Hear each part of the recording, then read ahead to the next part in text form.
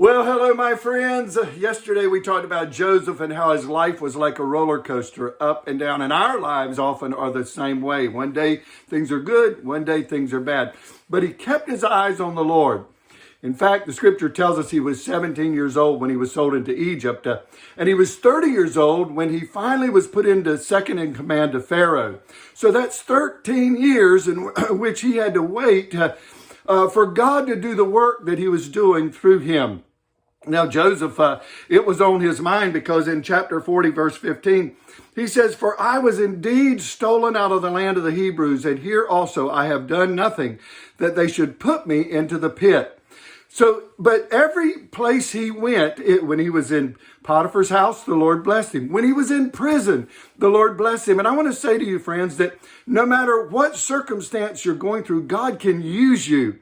If God has got you on top of the mountaintop, he will use you there. If God has you in the valley or in the prison, he will use you there. And you must look for the opportunity to be used just like Joseph did. He was used in prison. He interpreted the two dreams of Pharaoh's servants, and it was actually beneficial 2 years later when the servant remembered that Joseph was an interpreter of dreams. So I'm just saying that God will use you on the mountaintop. He'll use you in the valley. But our responsibility is to keep our eyes on the Lord and stay focused on him, because God is working.